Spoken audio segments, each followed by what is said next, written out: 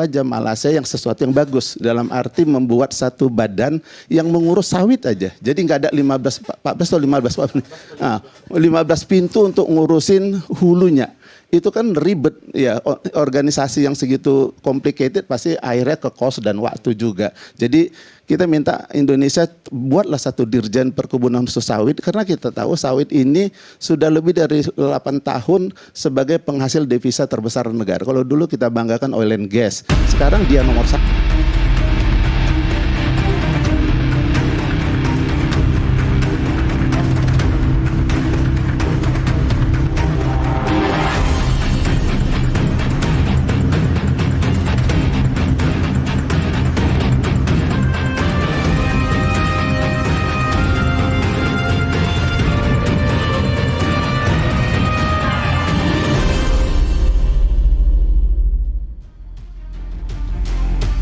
Program B50 terus diperkuat demi mandiri energi yang berdaulat.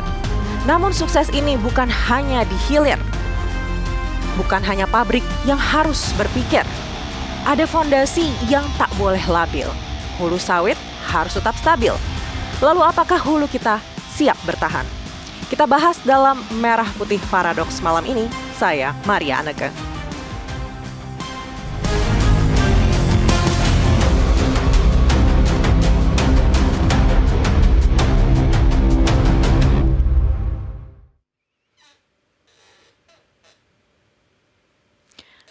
Program B50 memang adalah sebuah gebrakan. Seluruh mata memandang ke negara kita. Namun kita harapkan kesuksesan ini bukan hanya di awal. Ada sustainability yang harus tetap kita jaga. Untuk membahasnya, kita sudah bersama dengan stakeholder sawit yang hadir ke studio Merah Putih hari ini. Ada Bapak Aditya Laksmana dari Tenaga Ahli Bakom RI. Pak Aditya, apa kabar? Kabar baik, Mbak Maria. Selamat malam. Berikutnya juga ada Bapak Bonar Saragi, Direktur PT Mitra Agro Blesindo. Apa kabar? Baik Bu, selamat malam. Selamat malam dan juga ada Bapak Fani Rahmaditya, Transformation Leader Merkel Indonesia. Apa kabar Pak Fani? Kabar baik, selamat malam Mbak Maria. Selamat malam dan juga tergabung bersama kami lewat sambungan virtual. Ada Bapak Gulat Manurung, Ketua Umum DPP Apkasindo. Pak Gulat, bisa mendengar suara kami di studio?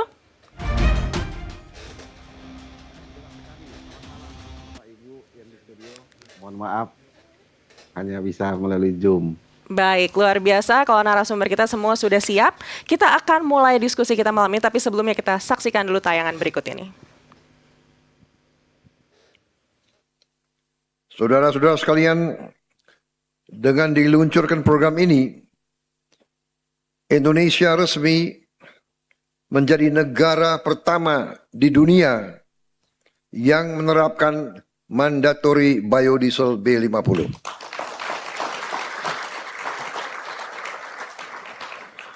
Ini bukan sekedar pencapaian teknologi. Ini adalah bukti bahwa Indonesia mampu memanfaatkan kekayaan alamnya sendiri untuk kepentingan rakyatnya sendiri. Ini adalah tonggak yang sangat penting dalam perjalanan menuju kemandirian energi. Bahwa B50 ini meningkatkan kebutuhan CPO kita dari 15,2 juta menjadi 16,3 juta sampai dengan 17 juta ton. Sehingga dapat membantu memberikan kepastian pasar bagi petani sawit.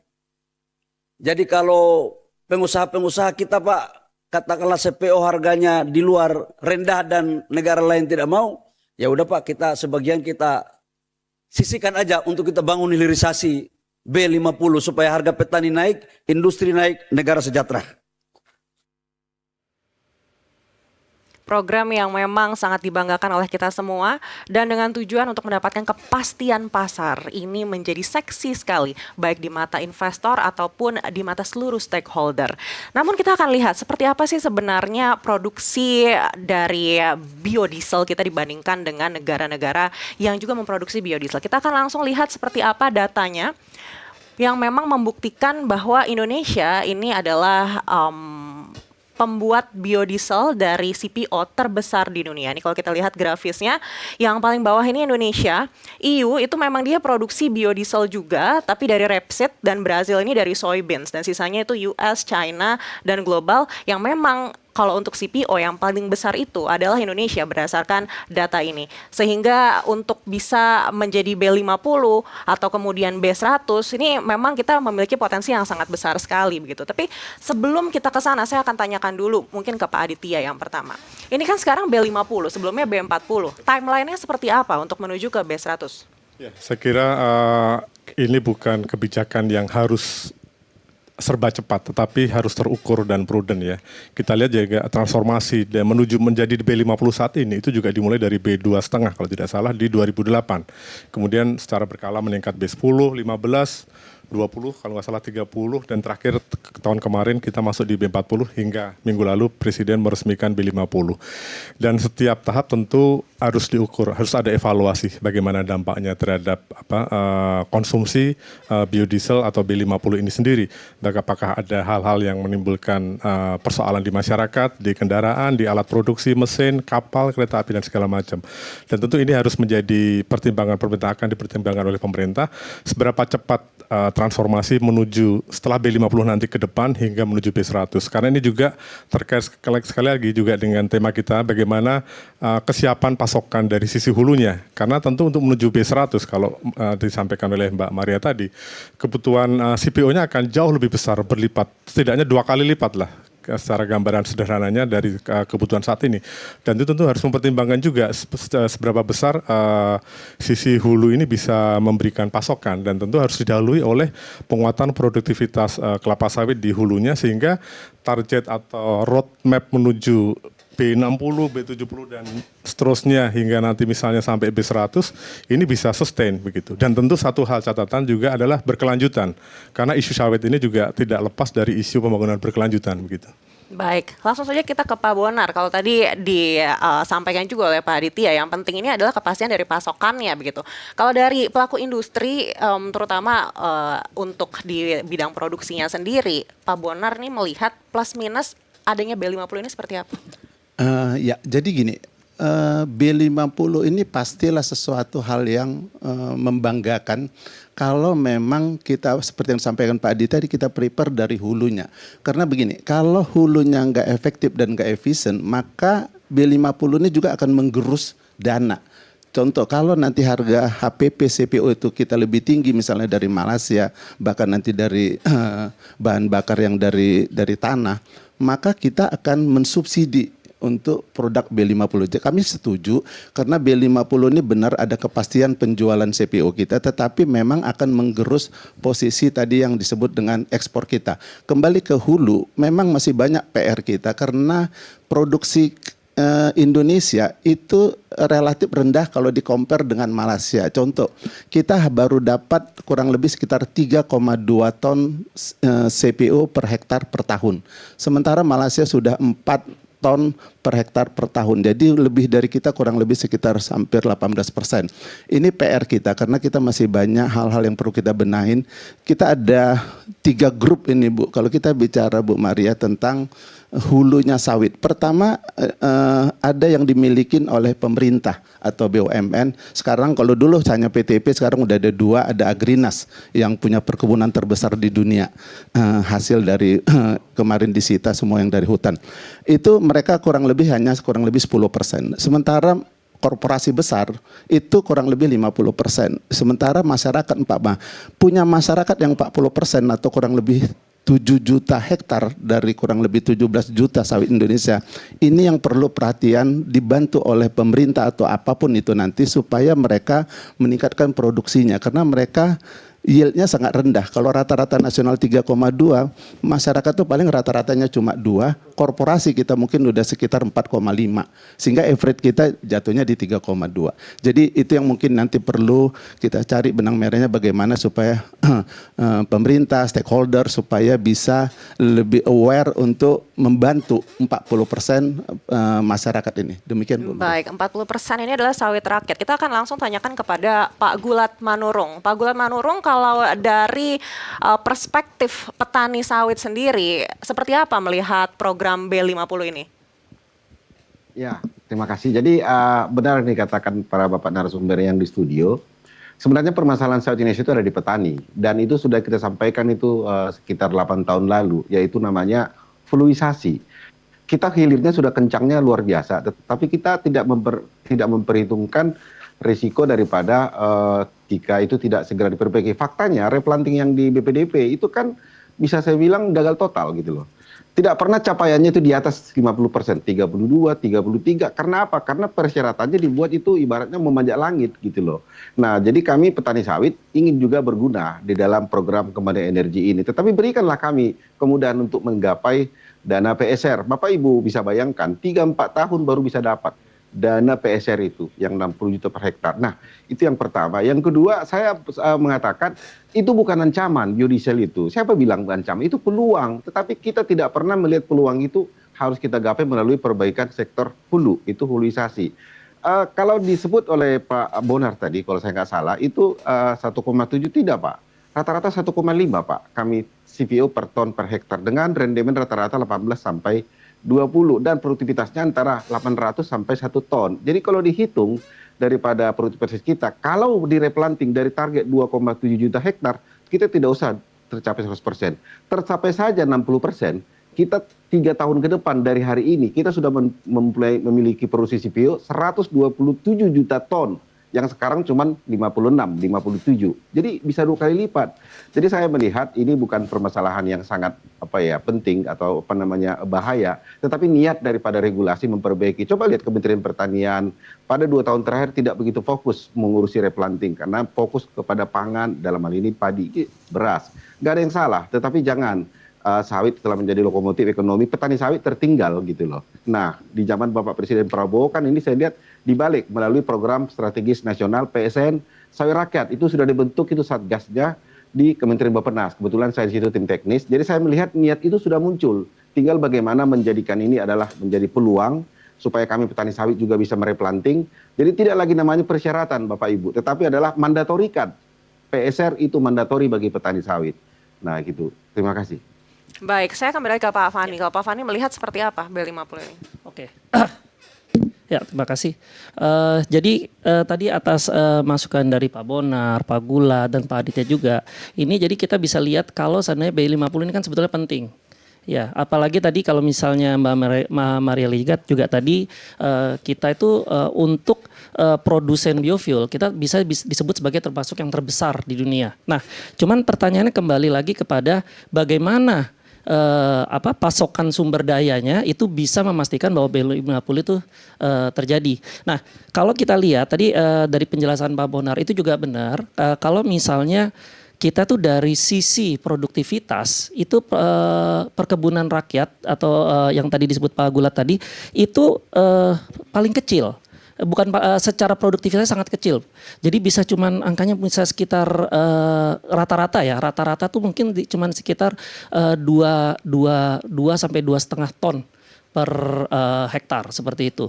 Dan itu sangat jauh sekali sebetulnya. Nah, kenapa saya bilang perkebunan rakyat itu penting? Karena kalau kita lihat dari total wilayah yang dimiliki oleh perkebunan rakyat itu sekitar 40%. 40% tapi dengan tingkat produksi hanya sekitar 20 sampai 30%, itu menurut saya sangat tidak efisien gitu. Dan ini yang tadi saya setuju dengan Pak Gulat, ini harus ditingkatkan gitu. Karena jujur aja satu-satunya yang bisa istilahnya memenuhi target sebagai sumber daya agar bisa B50 bahkan mungkin nanti B60, B70 dan seterusnya itu hanya kalau perkebunan rakyat itu ditingkatkan produktivitasnya. Nah, sekarang mungkin kembali lagi ke pertanyaannya kenapa susah gitu. Nah, sebetulnya kalau kita lihat tadi benar juga misalnya tadi Pak Gulat bilang harusnya Kementerian dari Pertanian harusnya melakukan hal seperti ini. Dari BPDP harus melakukan seperti ini. Dari situ aja Mbak Maria bisa lihat ada 2 instansi yang sudah disebut oleh Pak Gulat.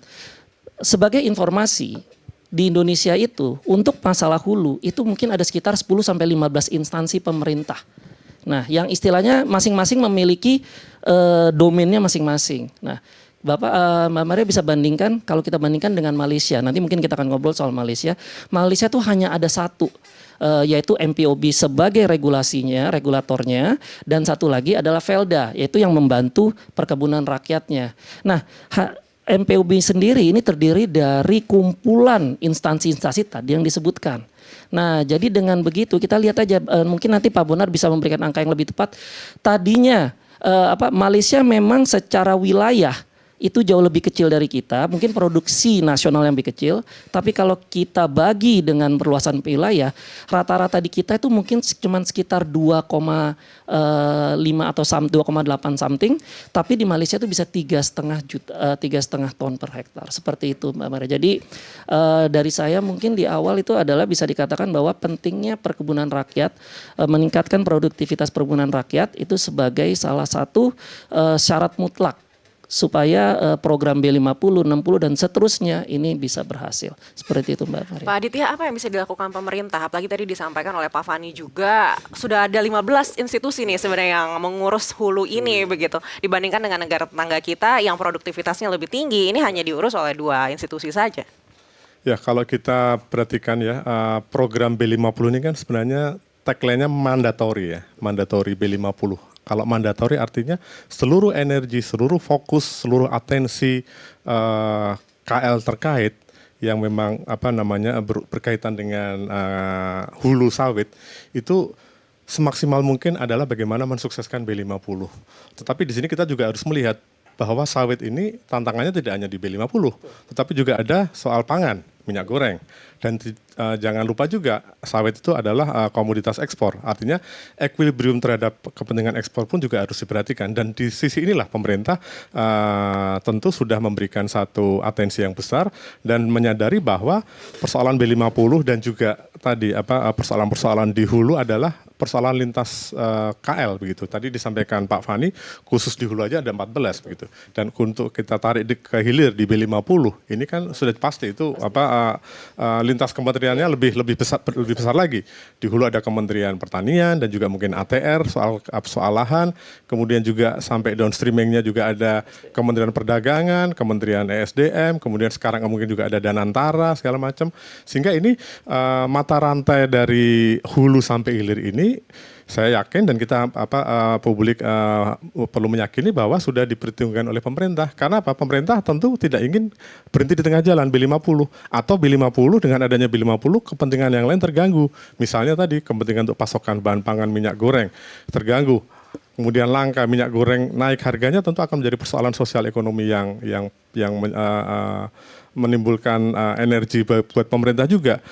Disinilah sebenarnya tantangan-tantangan yang saya sampaikan tadi untuk kepentingan pangan, kemudian untuk kepentingan energi B50 dan juga bagaimana kita juga harus tetap bisa memberikan revenue optimal melalui komoditas ekspor sawit ini bisa terjaga. Sehingga di sini pemerintah sebenarnya melihat mandatori B50 ini sebagai sebuah ekosistem yang luar biasa besar begitu.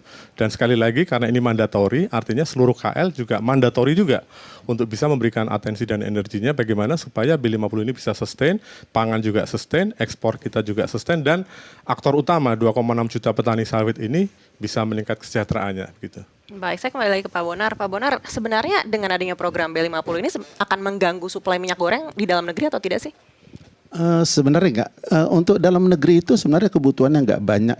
Kurang lebih sekitar 15% dari produksi kita yang kurang lebih 53 juta. Jadi kurang lebih 7 atau 8 juta ton per tahun. Yang terganggu nanti pasti porsi ekspornya. Karena kan kita udah ada DMO ya. Jadi ekspornya itu nanti yang mengecil pasti kalau produksi kita nggak naik. Jadi akan ada ekspor kalau kita tahun lalu kalau nggak salah ekspor kita itu 32 juta ton atau 60% dari produksi kita. Tapi waktu itu masih B40 kita. Jadi kalau ini nanti naik akan ada kebutuhan untuk B50 itu CPO yang akan dicampur ke diesel itu kurang lebih nanti sekitar 16 juta ton. Itu menggerus kurang lebih 33% daripada produksi nasional kita. Jadi sebenarnya ketika CPO dirubah jadi biodiesel dengan B50 maka memang benar ada pemakaian CPO yang lebih pasti karena industri hilirnya ada di kita dan kita yang pakai juga. Tapi dari segi harga seperti apa? Tapi dari segi harga gini, apakah selamanya B50 untung atau rugi? Belum tentu, karena ada saatnya CPO ini harganya di atas harga solar yang kita import. Contoh, pada beberapa tahun yang lalu harga CPO menyentuh sampai 16.500 sampai 17.000. Itu kalau mau dirubah jadi biodiesel atau dibuat B50 FAME istilahnya, itu butuh kurang lebih biaya lagi nanti total karena nggak 1 liter CPO nggak jadi 1 liter di B50 Bu. Dia berkurang kurang lebih 90%, kurang 10% jadi 90. Plus dengan biaya olahnya merubah itu jadi FAME ataupun bahan baku yang bisa dicampur dengan nanti solar, itu butuh biaya kurang lebih Rp1.000 per liter. Jadi harganya itu nanti udah sampai 18.500 sampai 19.000 lah. Harga solar kalau kita import pada saat itu cuma 14.000 aja. Jadi itu disubsidi. Disubsidi 5.000 untuk mencapai harga sama dengan solar import plus subsidi lagi untuk dibeli masyarakat 6.000 semua. Ini boncos gitu. Boncos dalam arti uangnya dari mana? Itu uangnya dari BPD PKS. Dulu namanya BPD PKS, sekarang namanya jadi BPD. Jadi BPDP. Jadi Badan Pengolah Dana Perkebunan. Dulu hanya dana itu dikutip dari Levi, kutipan ekspor. Itu 1 tahun terakhir kalau nggak salah kemarin 25 triliun 1 tahun. Itu dananya kalau yang kami lihat itu mayoritas, bahkan mungkin bisa lebih dari 80% dananya untuk mensubsidi yang tadi saya ceritain. Sisanya baru tadi yang dikeluhkan Pak Gulat. Jadi Pak Gulat tuh nggak bisa dapatkan jumlah hektaran asosiasi mereka, petani-petani sawit yang harus dibantu 60 juta per hektar itu. Misalnya targetnya misalnya harus ada 50.000, dapatnya cuma 15.000, 20.000 karena kekurangan duit, itu butuh 60 juta per hektarnya. Jadi kembali lagi ini kan harus disiasatin. Cara yang paling baik adalah sesuai dengan tagline judul kita adalah bagaimana hulu kita ini kita beresin. Hulu ini tadi Pak Gulat udah mengaku sendiri bahwa ngurus punya masyarakat ini yang paling ribet. Karena kalau korporasi mereka udah punya pendanaan, punya organisasi, punya teknologi dan bisa beli. Contoh tanah, mupuknya berapa kilo per pokok. Lah kalau korporasi pasti dia analisa daun, analisa tanah itu butuh biaya Bu. Tapi kalau masyarakat yang punya hektar, 2 hektar, 3 hektar bahkan sampai 100 hektar dia nggak lakukan itu karena kosnya mahal.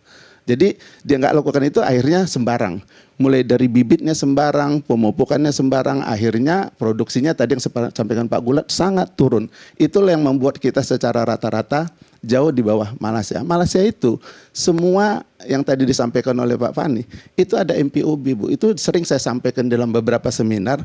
Indonesia itu follow aja Malaysia yang sesuatu yang bagus. Dalam arti membuat satu badan yang mengurus sawit aja. Jadi nggak ada 14 atau 15 pintu untuk ngurusin hulunya.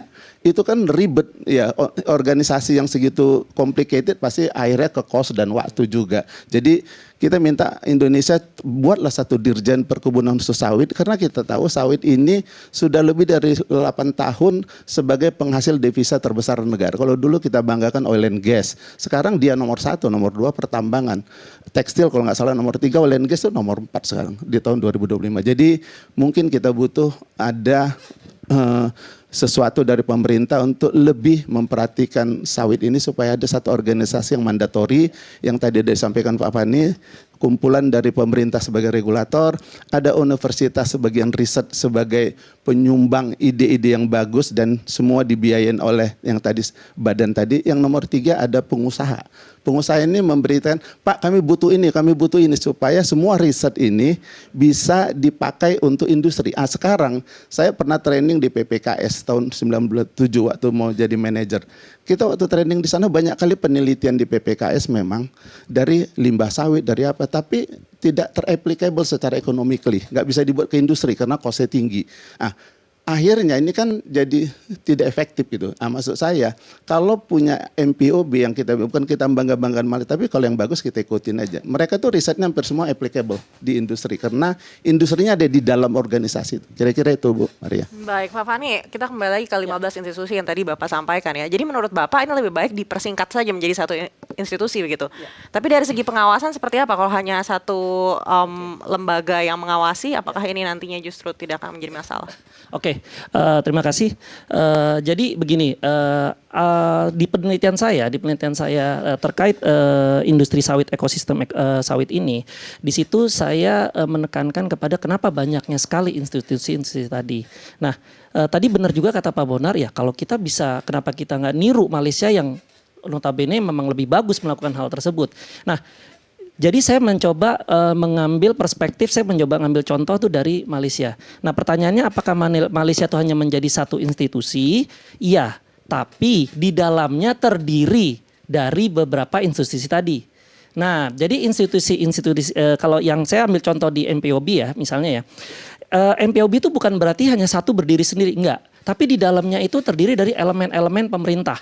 Jadi ada elemen pemerintah, dari kementeriannya dia ada, dari Velda juga ada. Velda itu istilahnya kayak lembaga pemerintah yang istilahnya mengayomi perkebunan-perkebunan rakyat. Lalu wakil dari perkebunan rakyat juga ada. Lalu dari pihak universitas itu ada juga gitu. Jadi dari riset ada juga. Nah, karena mereka berkumpul di satu tempat, jadi semua keputusan itu langsung diputusin bareng-bareng. Seperti itu. Jadi cara kerjanya MPOB seperti itu. Nah, tadi kalau Mbak nanya misalnya tadi, loh kalau misalnya cuma ada satu, bagaimana cara kontrolnya? Justru lebih mudah. Kenapa? Itu bukan satu tempat habis itu nggak ada yang ngawasin, nggak. Justru karena semua stakeholder ditempatkan di dalam satu posisi. Nah, lalu habis itu, dan kalau di MPOB itu lembaganya cukup lumayan kuat ya, bahkan dia tuh bisa menentukan regulasi. Nah, dia jadi gini, dia menentukan regulasi, sesuatu yang dilakukan oleh kementerian di Indonesia. Terus dia juga melakukan financing, sesuatu yang dilakukan oleh BPDP. Dia juga mengarahkan pihak universitas untuk melakukan riset yang terkait. Nah, supaya riset yang dihasilkan itu applicable. Nah, tadi yang seperti kata Pak Bonar, kalau di Indonesia universitas itu bebas melakukan penelitian, terus mereka sifatnya tinggal minta dana ke BPDP. Nah, karena BPDP memang ada anggaran tersebut, akhirnya dikeluarkanlah. Tetapi masalahnya banyak dari penelitian-penelitian tersebut tidak applicable seperti itu. Jadi mungkin harus saya luruskan sedikit. Jadi maksud saya dijadikan ke dalam satu instansi itu ya. Itu bukan satu instansi tunggal, tapi sebenarnya terdiri dari beberapa elemen stakeholder terkait. Nah, kalau di penelitian saya itu saya mengusulkan kita sebut aja namanya sebagai apa? Badan Sawit Nasional. Jadi hanya fokus di situ. Nah, pertanyaannya contoh ya, misalnya Mbak ya, misalnya kayak sekarang BPDP. BPDP tadinya BPDP KS karena BPDP yang hanya fokus ke kelapa sawit. Sekarang jadi BPDP. Kenapa? Karena selain ngurusin sawit, ngurusin coklat, ngurusin kelapa dan segala macam gitu. Nah, kenapa kita tidak membuat satu badan sendiri? Pertanyaannya adalah apakah sawit sudah cukup untuk menjadi suatu bagi atau topik yang bisa ditangani oleh pemerintah secara sendiri? Menurut saya sangat cukup. Kenapa? Karena kalau kita lihat aja hasil ekspor ya, kita itu di neraca perdagangan sawit itu sekarang tuh adalah kita bisa nyebutnya sebagai ratu dari neraca perdagangan kita, karena penyumbang devisa terbesar itu bisa dari sawit. So kenapa tidak dilakukan hal yang sama mungkin seperti yang dilakukan oleh Malaysia? Seperti itu. Baik, apakah ini artinya dalam waktu dekat kita akan bisa melihat neraca dagang kita mungkin melemah dibandingkan dengan periode sebelumnya? Jangan dijawab dulu, kita akan bahas usai jeda. Tetaplah bersama kami.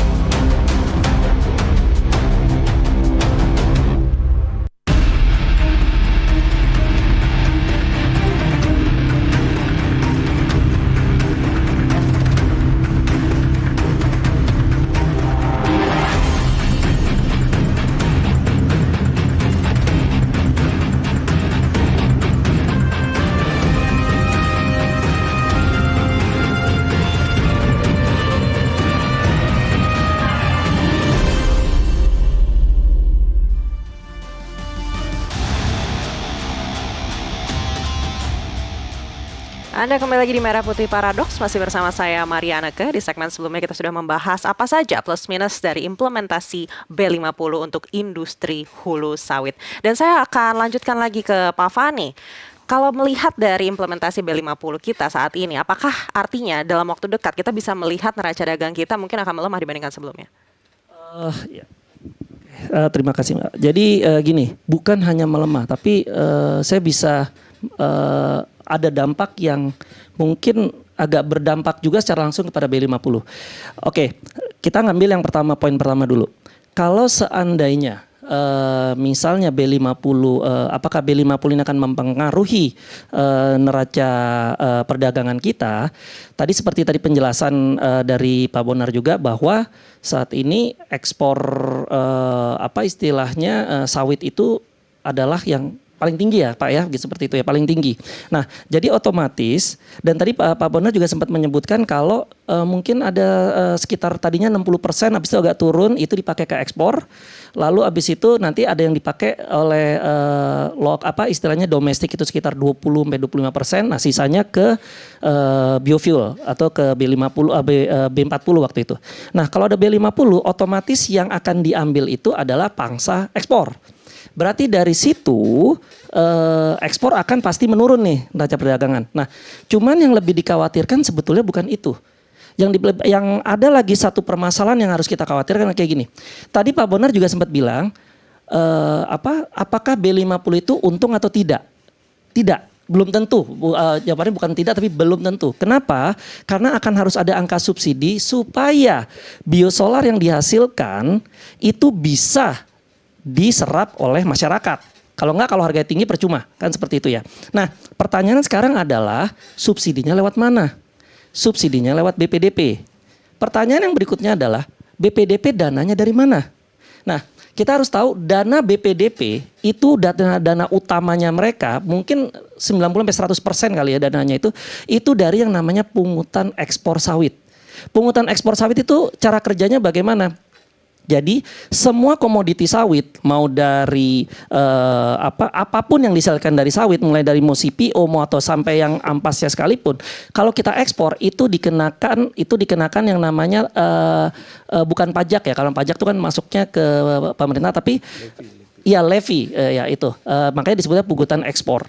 Nah, jadi itulah yang diambil sebagai dana untuk bagi BPDP untuk industri sawit itu sendiri. Makanya kalau di industri sawit itu pungutan sawit itu dulu dikenal sebagai dari sawit untuk sawit, seperti itu. Nah, sekarang bisa dibayangkan kalau ekspor menurun berarti pungutan menurun. Kalau pungutan menurun, tadi mungkin Pak Bonar juga mengatakan bahwa 80% ke atas itu dana BPDP dialokasikan buat subsidi B50. Berarti kalau turun mungkin bukan 80, mungkin bisa sampai 100% larinya akan ke sana. Gitu. Nah, kalau 100% ke sana berarti dana untuk melakukan, jadi BPDP kalau nggak salah itu ada 7 program ya. Salah satunya ada kayak permanjaan tuh masuk di situ.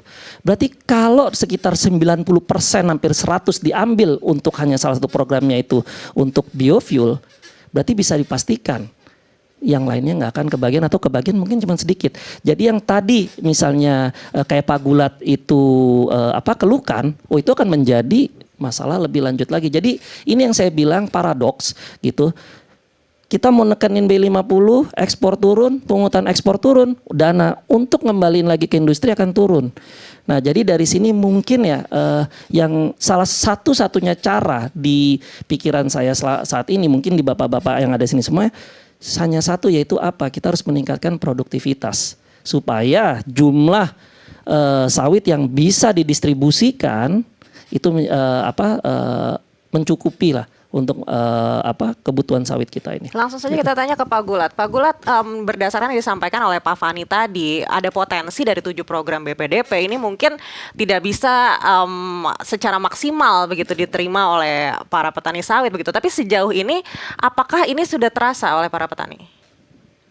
Iya, benar ya. Ini Pak Bonar, Pak Aditya dan Pak Fani juga sudah banyak bicara di sektor hilir ya.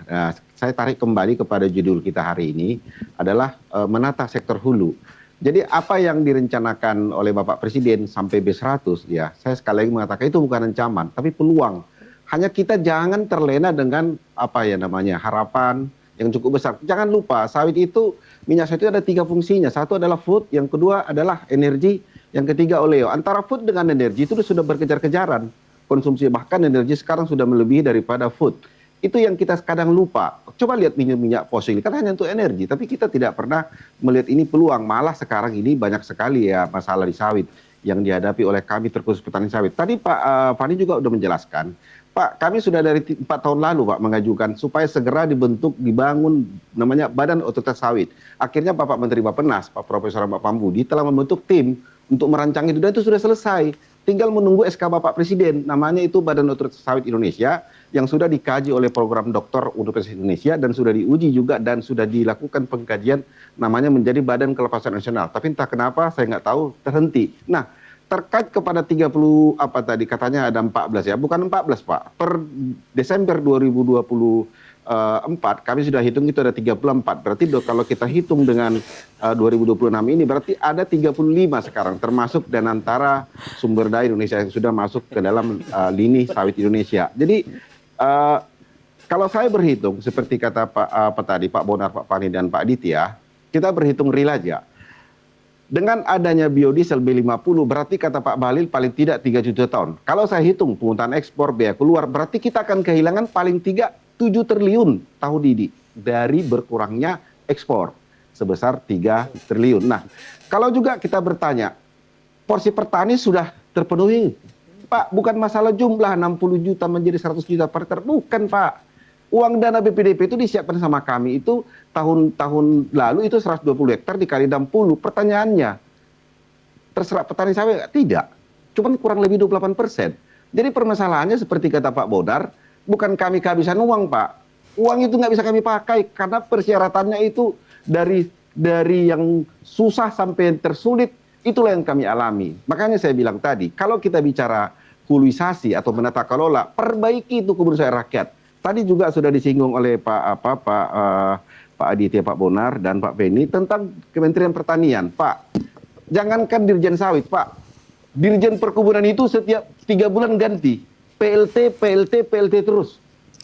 Dirjen Perkebunan mengurusi paling tidak 100 jenis tanaman perkebunan, termasuk sawit. Benar yang Bapak bilang tadi. Jadi sebenarnya saya juga nggak ngerti. Di saat yang bersamaan kita mengatakan sawit adalah masa depan, lokomotif. Tapi di saat bersamaan kita, kementerian terkait malah tidak memberikan dukungan yang full dalam hal kelembagaannya gitu loh. Jadi ini yang menjadi penting. Kalau kita bicara hilirisasi, tanpa huluisasi itu omon-omon. Saya bolak-balik saya bilang. Jadi kalau saya bicara juga di sini masalah yang dihadapi. Coba lihat Pak sekarang ini.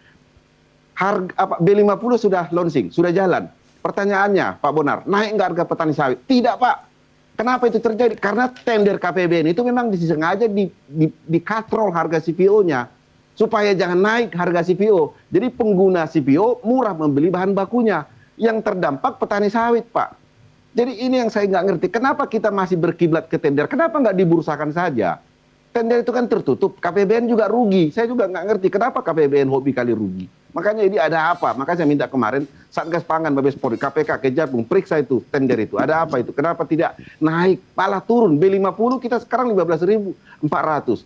B40 kita 15.800. Kok malah jadi turun? Di saat yang bersamaan harga CPO KPBN, harga CPO Rotterdam sudah 29.000. Harga CPO Malaysia sudah 20.000. Kenapa kita masih 15.000 terus? Ada apa dengan tender KPBN? Nah ini yang perlu juga saya berikan. Kenapa kita nggak move on hijrah kepada bursa yang tidak ada batas, semua terbuka transparan. Jadi kalau kembali juga kepada BPDP, salah satu semakin kacaunya BPDP KS ini setelah ditukar menjadi BPDP. Nggak masuk akal, dananya dana kami petani sawit. Pak Bonar, Pak Aditya, dan Bapak Ibu semua yang di studio dan penonton, petani sawit hari ini dengan pungutan ekspor 125 US dollar per ton, metrik ton CPO, kami berkurang harga kami Pak Bonar, 450 perak per kilo harga sawit kami berkurang. Tetapi kenapa uang kami ini harus kami bagi ke tanaman lain? Ini saya nggak ngerti. Ini terjadi ketika masa peralihan Presiden Jokowi ke Presiden Prabowo, terjadi kekosongan di Teken. Saya kemarin tidak setuju. Kenapa? Kami bukan berarti pelit, kami aja belum dapat, bagaimana kami bisa berbagi kepada orang yang tanaman lain seperti kelapa gitu. Nah ini yang perlu juga kita cermati, kita bicara huluisasi, tetapi dana yang di BPD PKS, kami hanya bisa menyerap kurang lebih 5-6 triliun. Dari tahun lalu itu 34 triliun terkumpul, Pak. Satu. Yang kedua, kalau kita bicara huluisasi, PSR itu jangan dibuat prasyarat, tetapi mandatorikan PSR itu, Pak. Jadi supaya semua petani sawit juga tidak harus berjibaku 3 tahun baru dapat dana replanting. Nah yang ketiga, ini yang paling lucu, tentang biodiesel. Saya tarik geser sedikit ke hilir. Bapak mungkin sudah pernah mendengar cekcok keributan antara PKS komersil dengan PKS inti plasma. PKS komersil itulah Pak 30% penyumbang daripada FAME. Kenapa? Karena dia juga menggiling, menelan TBS petani kampung yang harus 3 hari, 5 hari baru sampai ke pabrik yang udah busuk, ditelan oleh PKS komersil atau PKS tanpa kebun. Coba itu bisa nggak diantar ke PKS inti plasma? Tidak menolak mereka, Pak. Makanya saya tidak mengerti ada sekelompok orang yang mengatakan PKS komersil atau PKS tanpa kebun ditutup. Saya nggak mengerti, Pak. Dari 6,8 juta hektar kebun sawit, 93% itu petani swadaya. 93% petani swadaya ini 100% tergantung kepada PKS komersil. Apa maksud mereka ingin menutup itu? Apakah tidak membuat keributan bagi kami petani sawit? Apakah kami tidak bisa happy? Kami tidak pernah protes dengan harga lebih murah dari petani inti plasma. Jadi ini persoalan sederet ini, Pak. Kalau kita biarkan dengan kementerian yang ada sekarang dan tidak seperti kata Pak Aditya, Pak Bonar dan Pak Fendi, tidak segera dibentuk badan sawit khusus, maka akan terjadilah seperti yang sekarang ini. Kita tidak pernah move on. Kami petani sawit juga tidak habis pikir ketika kami sudah semangat untuk membantu Bapak Presiden melalui perbaikan-perbaikan, tetapi tidak bisa. Harga pupuk sekarang sudah naik. Biasanya cuma 450.000 pupuk urea, pupuk NPK, KCL, sekarang sudah hampir 1 juta. Di saat yang bersamaan, B50 seperti kata Pak Bahlil, Bapak Presiden akan meningkatkan harga TBS petani, sampai sekarang belum kami terima. Jadi apa yang diinginkan oleh ketika ada pejabat di Kementerian Pertanian mengatakan, petani sawit tidak mau replanting karena harga TBS tinggi. Kita Pak, udah generasi kedua Pak, ayo kita uji yuk, kita ambil sampling 2010, 2020 ke atas. Apa yang terjadi ketika harga TBS di atas 3.500? Serapan replanting malah sama dengan ketika harga TBS 2.100. Artinya harga TBS tidak mempengaruhi serapan daripada dana PSR. Setelah kita uji lagi dengan PASPI, dengan Pusat Studi IPB Bogor, di mana masalahnya? Ternyata persyaratan itu 78% adalah penggagal permohonan replanting petani sawit. Nah kalau kita sudah tahu ini masalahnya, ngapain kita harus ribut-ribut seperti Bapak? Pak, hilirisasi Indonesia itu tidak ada yang lebih canggih di dunia ini kecuali Indonesia, Pak. Itu Baik. Pak. Ya, jadi mari kita perbaiki sektor hulu. Pak Gulat ini cukup banyak nih yang insight-insight yang disampaikan. Mungkin Pak Aditya bingung nih harus jawab dari mana dulu. Mungkin kita jawab dari institusinya dulu nih yang tadi disampaikan ada Badan Sawit, Badan Otoritas Sawit Nasional disampaikan oleh Pak Fani tadi Badan Sawit Nasional begitu ya. Sudah ada 2 calon nama organisasi yang disarankan. Mungkin saya ingin menanggapi Pak Fani dan Pak Gulat tadi ya. Ada dua hal yang disampaikan dari beliau berdua. Pertama mengenai kalkulasi ekonomi tadi ya. Pak Fani kan menyampaikan mengenai dampak ke neraca dagang. Kemudian juga yang berikutnya yang tadi soal badan dan pengelolaan di hulunya. Saya ingin yang pertama dulu mengenai kalkulasi ekonomi. Kalau saya sebutnya sebenarnya potensi ya, potensi penurunan neraca dagang dari sisi ekspor sawit, karena ini belum terjadi kan begitu. Memang benar bahwa ini akan menggerus atau mengambil porsi apapun lah ekspor atau mungkin dari pangan, tetapi memang sudah ada Permendak 20/2026 yang mengenai tata kelola sawit sehubungan dengan mandatori B50 bahwa apapun yang terjadi, domestic market obligation adalah yang harus diprioritaskan oleh seluruh pelaku industri sawit begitu. Artinya apa? Kebutuhan pangan dan biodiesel harus diutamakan apapun yang terjadi dengan eksternal begitu terkait dengan persawitan. Kemudian mengenai kalkulasi ekonomi, sekali lagi potensi memang ada kalau kita lihat dengan fakta ada nih. Tetapi kita juga harus melihat pemerintah, sudut pandang pemerintah adalah melihat dari sisi makro keseluruhan. Jadi tidak mikro bahwa ini sawit pakai B50 nanti ekspor pendapatan revenue devisa ekspornya akan berkurang. Pasti itu menjadi simulasi pemerintah juga. Tetapi kita juga harus melihat melalui B50 ini ada penghematan devisa yang ada 170 triliun. Artinya itu kapasitas fiskal pemerintah bertambah. Dan sekali lagi pendekatan pemerintah tentu tidak sektoral, tetapi secara makro, secara umum. Dengan kapasitas fiskal yang bertambah ini, ada begitu banyak hal yang bisa dilakukan pemerintah, termasuk kepada kepentingan petani sawit di sisi hulu.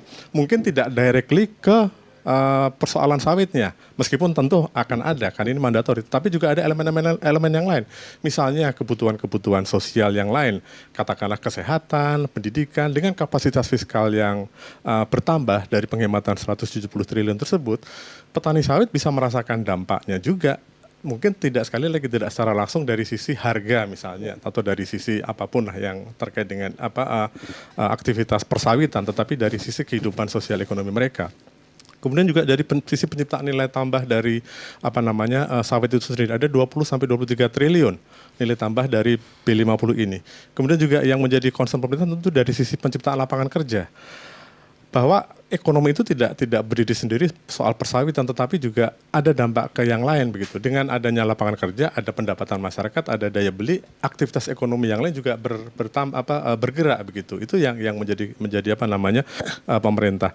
Kemudian kalau kita juga melihat dengan adanya B50 ini, mungkin ini akan peluang Indonesia untuk semakin diperhitungkan dalam rantai pasok sawit ini akan semakin menguat begitu.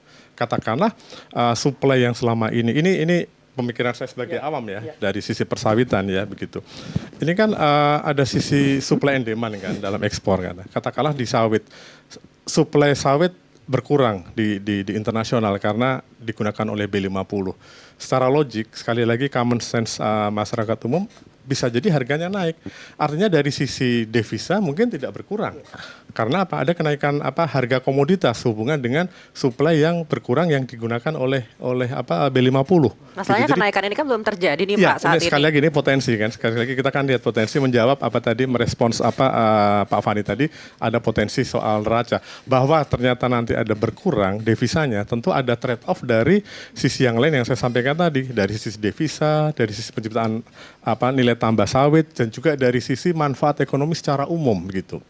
Nah, yang kedua saya ingin merespons Pak Fani dan Pak Gula tadi yang ditarik ke sisi hulu. Memang ini sekali lagi saya bukan pakar persawitan, tapi saya bisa memahami apa yang disampaikan tadi, bahwa memang tugas pemerintah adalah mendengarkan setiap masukan, dan sekali lagi karena ini sifatnya mandatori B50, sehingga apa yang menjadi concern beliau-beliau ini di sisi hulu, terutama Pak Gulat, karena ini kan tema besar Presiden kan juga bagaimana keberpihakan pada petani sawit, 2,6 juta petani yang ada di Indonesia yang bergerak di persawitan. Ini tentu juga harus akan dipertimbangkan oleh pemerintah untuk bagaimana merumuskan kebijakan-kebijakan baru, apalagi tadi disampaikan oleh Pak Gulat sudah secara political will sudah ada dari Kementerian Bappenas ya untuk bagaimana persawitan ini tata kelolanya diubah. Jadi saya ingin juga menjelaskan bahwa sebenarnya dengan B50 ini tidak semata-mata B50 atau biofuelnya yang bertambah, tetapi ini juga adalah peluang atau katakanlah pintu masuk pemerintah untuk memperbaiki tata kelola persawitan dari hulu dengan segala macam masukan dari Pak Gulat, Pak Fani, Pak Bonar tadi yang memang selama ini masih perlu dibenahi oleh pemerintah. Karena yang terpenting dengan adanya mandatori ini adalah bagaimana sawit kita ini bertambah produktivitasnya, meningkat produktivitasnya. Mengingat peningkatan produktivitas dari sisi lahan, perluasan lahan tentu juga menghadapi tantangan yang tidak sederhana begitu, persoalan lingkungan lah segala macam begitu.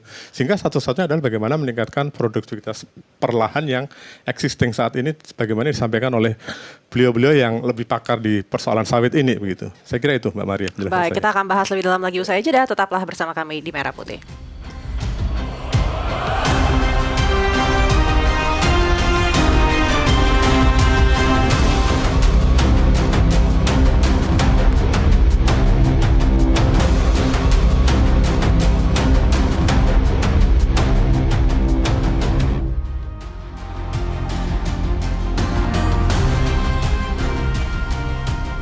Anda kembali lagi di Merah Putih bersama saya Maria Aneke, dan kita juga masih membahas implementasi B50 dan dampaknya untuk hulunisasi industri sawit.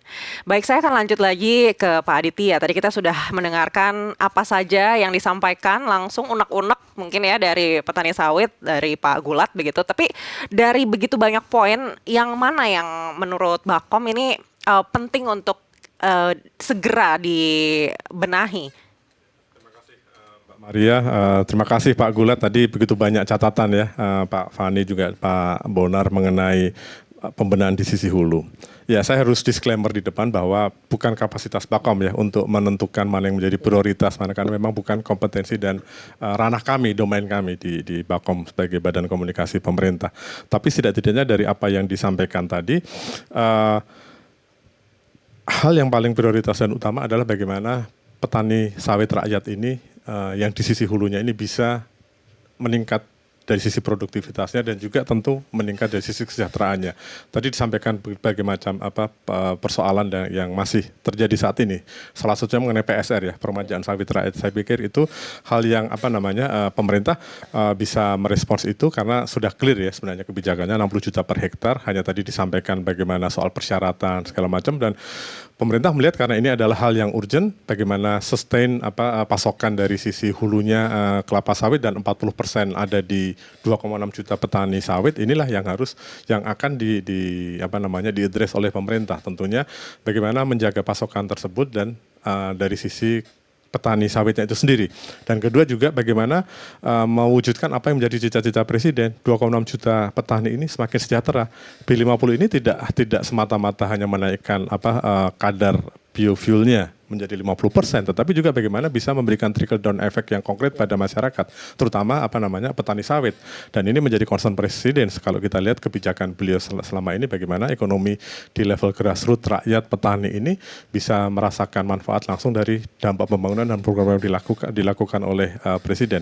Dan apa yang disampaikan oleh Pak Gulat, Pak Fani, dan tentu Pak Bonar, pemerintah membutuhkan hal-hal tersebut untuk didengarkan dan dicatat serta bagaimana merumuskan solusi yang terbaik demi bagaimana mandatori B50 ini bisa berjalan dan juga bagaimana persawitan ini bisa tetap menjadi salah satu pilar penopang kegiatan ekonomi dan revenue kita begitu. Saya kira itu, Mbak. Baik, Pak Bonar, dari pelaku industri apa yang paling urgent yang menurut Bapak ini harus segera secepat mungkin dibenahi oleh pemerintah? Ya, jadi kita udah tadi banyak bicara tentang bagaimana organisasi nanganin daripada sawit ini. Kita bicara SDM-nya. Jadi Pak Gulat sebagai Ketua Asosiasi Petani Sawit seluruh Indonesia itu nggak mudah menghandle mereka. Karena kalau nanti saya salah, tolong dikoreksi Pak Gulat. Saya 33 tahun di pabrik kelapa sawit. Saya lihat memang standar panennya punya petani, ini yang bukan korporasi Pak. Itu kalau pakai standarnya perusahaan besar nasional di Indonesia, lah itu bisa dibilang 80% buahnya kategori mentah, Pak. Iya. Kenapa mentah disikat atau dipanen? Ya akhirnya jadi hukum pasar. Karena itu kalau kita ketatin sampai yang bagus banget nggak dapat buah pabriknya. Seperti itu. Jadi ini juga dilematis. Dia kalau nunggu nanti buahnya masak dulu, mungkin dia butuh uang cepat. Padahal dengan dia kasih buah yang belum matang, itu kan kandungan minyaknya kurang. Kurang bisa 1 sampai 2% seperti itu. Ini dilematis. Yang kedua, memang produksi punya masyarakat yang dinaungi Pak Gulat itu produksinya rendah sekali. Kenapa rendah? Karena memang bisa dibilang, mungkin Pak Gulat nanti koreksi saya, lebih dari 70% itu bibitnya nggak benar. Jadi bibit benar kecambah itu harganya sekarang kurang lebih 9.000 sampai 16.000 lah. Itu ada yang dijual harga Rp2.000. Nah, dan kalau itu di Malaysia dilakukan ditangkap.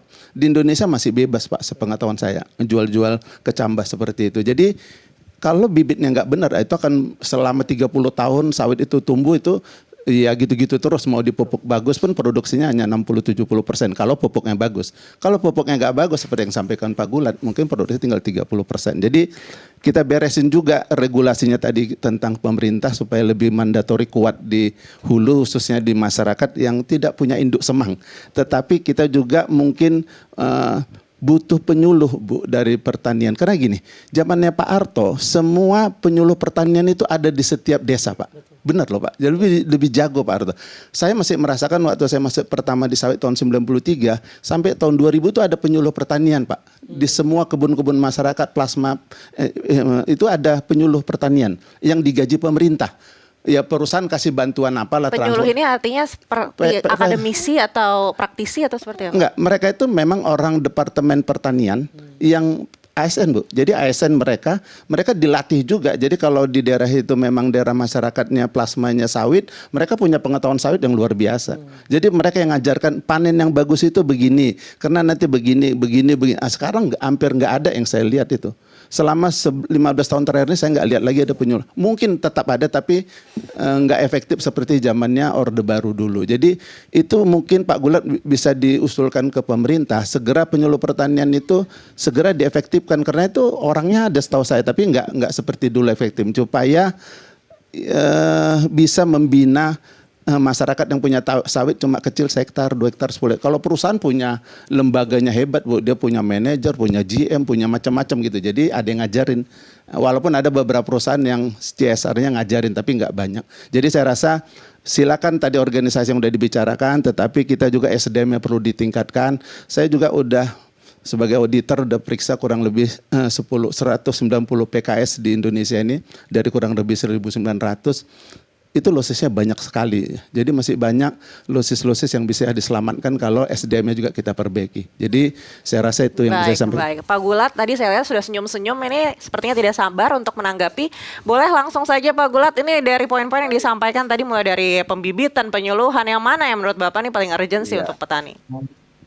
Baik, terima kasih. Ini keren sekali ya topik kita malam ini yang sedang membara ya. Nah, yang pasti kami petani sawit mendukung program Kementerian Energi karena tidak ada cara lain untuk menjadikan Indonesia sebagai pioner di dunia. Oleh karena itu, saya dari kemarin mengatakan, dan ini bertentangan dengan teman-teman sebelah, yang saya selalu bilang biodiesel itu bukan ancaman tapi peluang. Yang ancaman itu ketika CPO kita nggak laku, saya bilang. Nah, jadi supaya benar-benar jadi peluang dan mendukung B60, B70, maka 2023 saya udah berhitung di acara Palmek di Jakarta, kalau kita B50 masih selamat, tapi begitu naik ke B60, Indonesia akan menjadi importir CPO di dunia gitu loh. Kenapa? Kita sebagai produsen, jangan lupa kita termasuk pengkonsumsi CPO terbesar di dunia.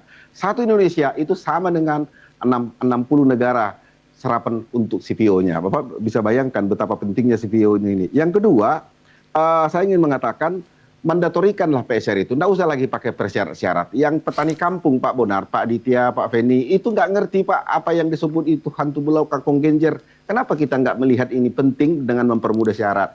Kita sawit sudah masuk PSN, Program Strategis Nasional, dan saya di situ komite teknis di Kementerian Bappenas. Jadi saya sudah melihat ini penting. Yang ketiga yang perlu saya sampaikan Pak, kita berhitung secara nyata, kalaulah 60% saja dari 2,7 juta hektar kebun sawit yang akan direplanting, hari ini baru 400.000, 60% saja Pak, kita sudah menghasilkan 127 juta ton CPO dengan catatan. Nah ini juga kita harus buka Pak Bonar, perusahaan-perusahaan yang ada sekarang, jangan lagi menyembunyikan data. Kalau dia sudah 4 ton, kalau dia sudah 5-6 ton CPO per tahun, jangan dilapor 4. Oleh karena itu keterbukaan data lah yang kita inginkan, sehingga data-data tadi akan membangun kepercayaan dunia. Nah, yang selanjutnya tadi Pak Bonar bicara SDM, benar yang kata Bapak bilang itu, tetapi penelitian kami tahun 2024 Pak, sekarang ini petani sawit itu 65% sudah tamat SMA, sebelumnya itu kita hanya 12,8% tamat SMA, sisanya SMP. Sekarang sudah 65% sudah SMA, 30% sarjana, 10% itu S2, S3. Nah, jadi sebenarnya SDM kami sudah siap untuk mengikuti alur GIP, budidaya sawit yang benar, jadi nggak perlu ragu, Bapak-Bapak di studio, kami sangat siap dari segi SDM, karena BPDP juga menyempurnakan kami tahun ini 5.000 anak petani sawit, pekerja sawit, anak tukang berondol sawit disekolahkan di 45 kampus. Nah, selanjutnya tentang bibit unggul, benar yang Pak Bonar bilang, mungkin tahun 93 benar Pak, tetapi data kami yang kami dapat dari 7 perusahaan kecambah, dari 2010 ke atas, siapa yang paling banyak membeli kecambah sawit yang hybrid? Petani sawit. Artinya setelah kami survei, petani sawit sudah menggunakan yang Bapak bilang tadi banyak yang Dura, sekarang sudah menggunakan yang hybrid dengan tenera di atas 90%. Tetapi kami tetap kecewa Bapak Ibu. Kami sudah menggunakan bibit unggul, hybrid, rendemen di atas 25%. Tetapi pabrik tetap menghitung 18%. Jadi ini apa gunanya kita menggunakan bibit unggul tetapi tidak mendapatkan hasil seperti yang dimaksud. Sekali lagi kami sampaikan kepada Bapak Ibu semua, program hilirisasi kita nggak ada saingannya di muka bumi ini. Tetapi kita lupa dengan huluisasi. Dan huluisasi itu hanya bisa diperbaiki melalui perkebunan sawit rakyat. Terima kasih.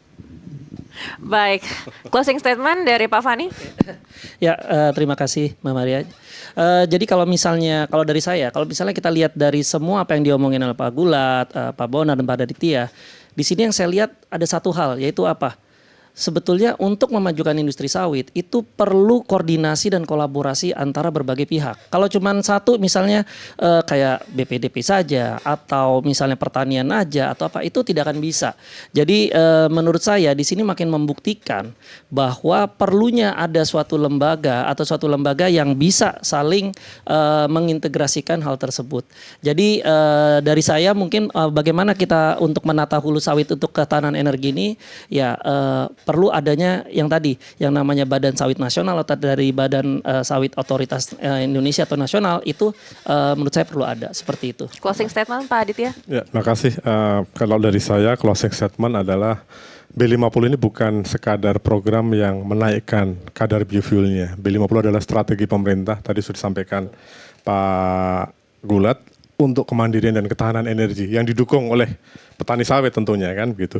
Dan ini melalui bagaimana strategi itu melalui penguatan sektor hulu yang lebih produktif, berkelanjutan dan tentu berpihak kepada petani sawit. Nah, bagaimana keberpihakan dan penguatan sektor hulu tadi tentu dengan memperhatikan catatan-catatan yang diberikan oleh Pak Gulat, Pak Fani dan Pak Bonar selaku pelaku-pelaku di industri sawit yang sudah puluhan tahun lah.